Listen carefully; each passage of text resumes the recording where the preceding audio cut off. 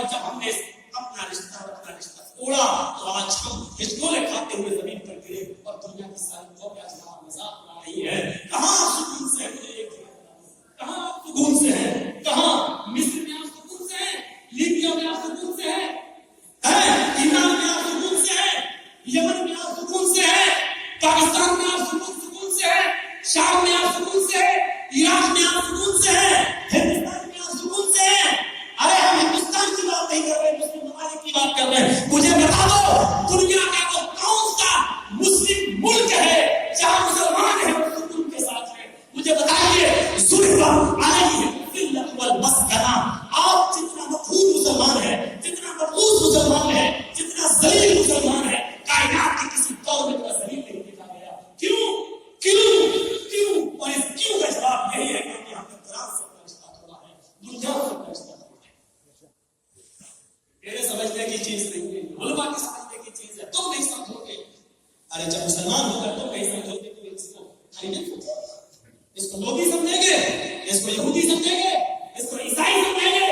ارے کیسی تشیع کی باتیں کرتے ہیں. آج تک اپنا دوست جھوٹا کچھ بولنی دستار کون کر لیا بات کرتے ہیں. سمجھنے کی چیز نہیں ہے، یہ ہمارے سمجھنے کی چیز نہیں ہے. تو اس کو کون سمجھے گا؟ چرواہے سمجھیں گے، اس کو کون سمجھے گا؟ یہودی سمجھیں گے، عیسائی سمجھیں گے، ہریجن سمجھیں گے، شود کون سمجھے گا؟ اگر اس کو ہم نہیں سمجھ سکتے تو دنیا کی اور قومیں کیسے سمجھیں گی؟ کیسے مذاق کی باتیں کرتے ہیں. آج کے پتا نہیں یہ علم کی روشنی میں بولتے ہیں، شراب کے نشے میں کیسے کرتے ہوئے کی بات تم نے سمجھنے کی چیز. قرآن سے رشتہ توڑا، قرآن سے رشتہ مانے. یا پھر کس طرح؟ ورنہ یہ کتاب تو وہ چیز تھی. ابھی ہمارے حضرت بتا رہے تھے القدوس صاحب، اس کتاب میں حیثیتیں بدل دی. مکہ کیا تھا؟ بچہ پیدا ہوتا تھا تو قتل کر دیا کرتے تھے، لڑکی پیدا ہوتی تھی تو اس کو زندہ درگور کر دیا کرتے تھے. شراب پانی کی جگہ کو دسترخوان پر شراب رکھا کرتے تھے.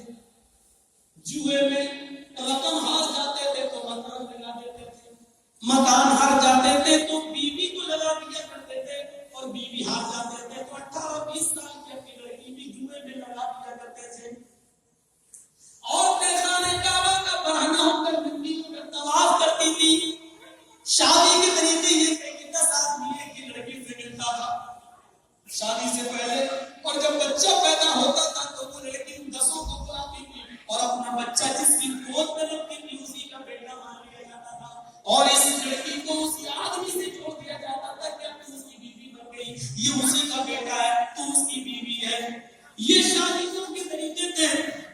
مکہ میں بھی تمام برائیوں کی وجہ سے وہ خبائث کہا جانے لگا، تمام گندگیوں کی ماں. لیکن قرآن جب محمد رسول اللہ پر مکے میں اترا تو اس قرآن کی برکت